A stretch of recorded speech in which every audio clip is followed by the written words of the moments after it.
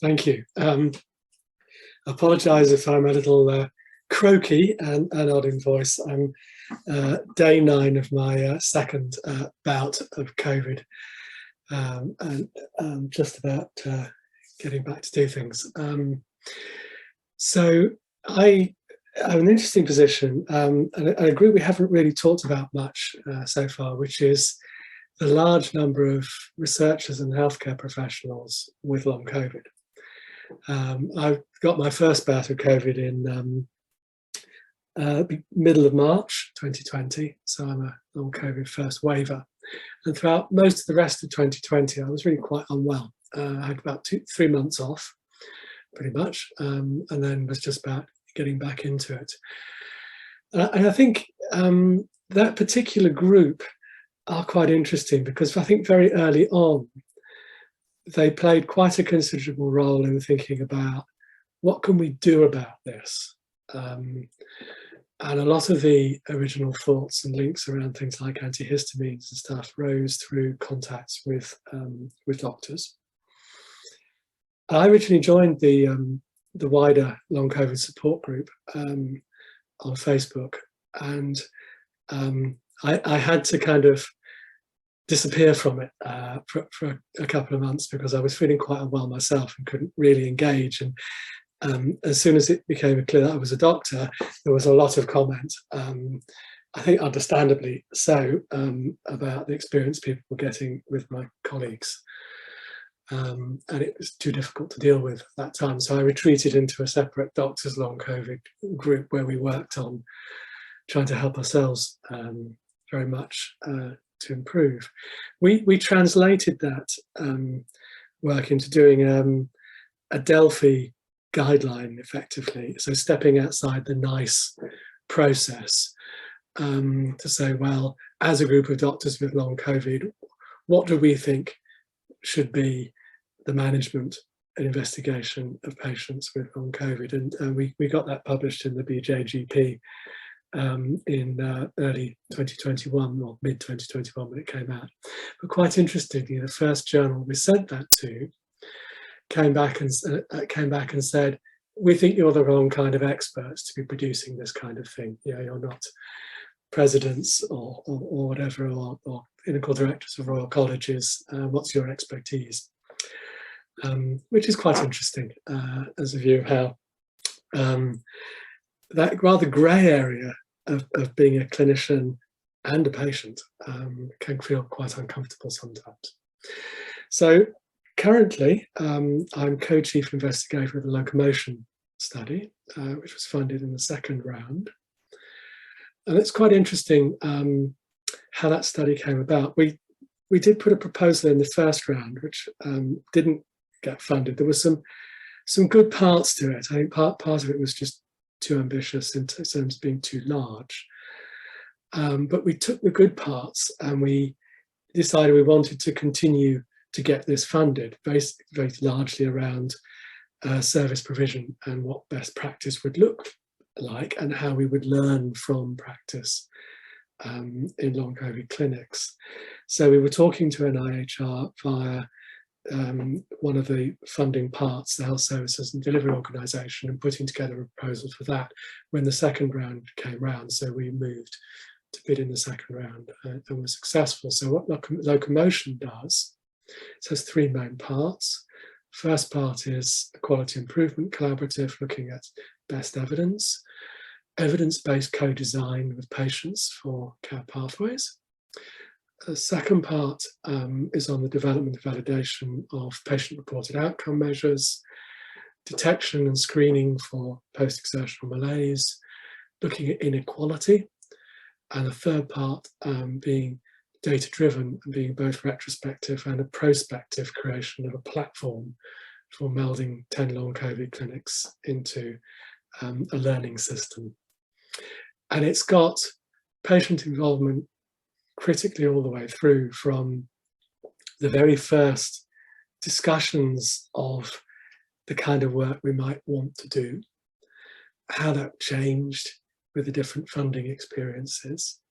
So we have 2 patient co-investigators, a a patient advisory group, the PAG, which allocates 2 patients as co-investigators to each work task, and then meets together, and a PAN, patient advisory network, who are 2 patients within each of our 10 participating long COVID clinics, who act more like an advisory group. Now, I wanted to talk a little bit about how actually it's really quite tricky doing these things. You can come along thinking you're doing the very best things, but it always remains a challenge. So I'll talk a little bit about the challenges. Now, as a researcher, my area of interest is around informatics, learning systems, diagnosis and care pathways, currently largely applied to cancer diagnosis, or had been pre-COVID. And had for a long time worked very closely with patients and patient groups, and had patient co-investigators involved in the study. So that wasn't new for me. So it wasn't, sort of thinking I've got to do something new here. But, and also I think with my own experience, I couldn't envisage how we could do any kind of research without it being absolutely embedded with patients as participants and guiding all the way through within that. However, when you bring in a wider group of researchers, you bring in people with perhaps slightly less overt agendas of patient involvement. And it's very easy to find that one little piece of the study around work task hasn't really engaged quite as the way it should with its patient investigators, or perhaps they've been unwell or been otherwise engaged. So as a co-chief investigator, it's really important that the Manoj and I, we continually work to make sure these happens. And occasionally people pop up and say, it's not working over there, you need to get involved. So we go in and troubleshoot that. It isn't something you can just think will happen automatically. You have to make it happen. It's also been incredibly frustrating, the length of time it's taken to get a fairly large project, 3.5 million, off the ground. Now, I was involved in an urgent public health study on acute COVID risk scoring and pulse oximetry in primary care. And that was really quick to get going because we had the urgent public health. It went like that through all the NIHR processes. The long COVID projects have not been prioritised in such a way, such prioritisation no longer exists. So we were back in business as usual, but business as usual in a real quagmire of delayed other projects and very busy networks and things. So actually getting through the multiple approvals required in terms of ethics and information governance and local approvals and CRNs has been incredibly slow and very frustrating for us, and incredibly frustrating for all our patients' involvement. So I think one message back to the funder is, if you want things to happen quickly, you need to enable them to happen quickly. And I think sometimes, we had a great talk with Margaret, but I think unless you spent a lifetime down in the weeds of running research projects, it's impossible to understand the scale of difficulty and work of actually getting that done, rather than just saying, oh yes, we'll make this a priority. The whole system has to make it run. So where are we now looking at the future? Well, I think we're largely up and running and moving on all fronts now on the project. We've got a raft of papers which are being written and co-written. So I think, that's good. We're about 5 months delayed, I think, from where we wanted to be on our timeline. But at the same time, our understanding of COVID, long COVID, has really moved on, particularly over the past 8-9 months. When we put the project together, it was clear that it was a very real thing. It was common. It was lasting, and that embedded within that, there were various kinds of subtypes with a very clinical viewpoint. So people with dysautonomia, postural orthostatic tachycardia syndrome, people with allergies, urticaria, mast cell disorder. I'm not allowed to call it mast cell activation. I get the immunology crowd down on me.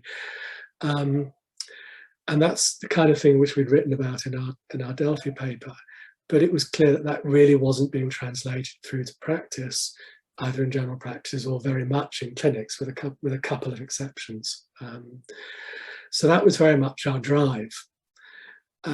Now, if you were to ask me what is long COVID, and I would say, well, there's very good evidence from a number of small cohorts and deep clinical studies that it's a new long-term condition, the final outcome of which we have no idea, but we'll probably understand better in a decade's time. But there are a number of pointers to what the potential cause of that may be, and the things that I've mentioned, like mast cells, POTS and things, are kind of intermediary clinical syndromes, and that underlying it are disturbances of immunology, T-cell depletion and clonal overactivation, disturbances of platelets with platelet activation, presence of microclots in the circulation, which may or may not be causal, we don't know yet, but they certainly are there to be found if you look for them.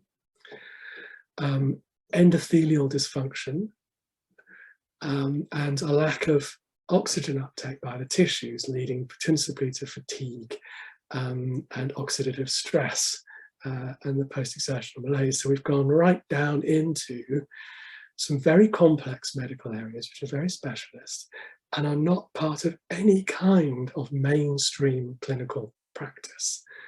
They've been largely a forgotten corner of medicine in many areas.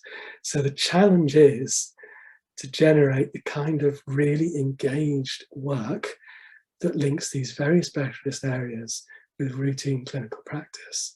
I think it's a tremendous challenge that will be presented, and we're looking very hard about how to lever platforms like locomotion and stimulate ICP moving forward, because this is a 10-year job. It's not going to be over in 18 months or a year.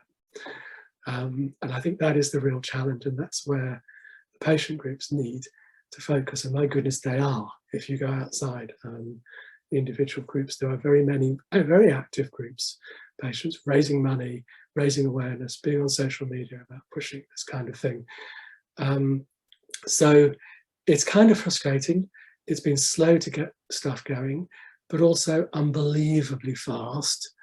And I think, you know, we have some work on interventions. It was really good to see Amy and Mel's ICP study getting going, but we need to be more complex on the interventions. They need to be very complex interventions involving proving that certain things are present in a patient before treating them. So we're going to need a next round, I think, of building on the work that's been done. So I think we'll be working very closely with patients over a long period of time. Now, the other thing I wanted to say with patient engagement, and I think, you know, it waxes and wanes. The problem is when people are really ill, they find it difficult to engage, and you don't want to put too much work on. When people are well, they want to get their lives back to some extent. You know, these are people who aren't working or aren't able to participate in things. So the priority has to be to do that. So it's really trying to facilitate, how do you keep people engaged, but not waste their time? Don't drag them into lots of meetings. How do you manage the problem of researchers and clinicians who have family lives and don't want evening meetings because they've got school run, they need to get kids to bed, that kind of thing, versus people who are now back in work and they want to continue to participate, but they need an evening meeting because they'll be busy at work during the day and they can't fit time out. And it's a real challenge, actually. And we need to find ways of working quite smartly so that, you know, recording things, keeping good short notes, sending things out for consultation, being very clear what input we want from people. And if someone's been out for a little bit, not forgetting about them, saying, you're still here, you can come back in again, that's fine. So I think we really need to focus on how to do that well. We've got the engagement, but how best to do that.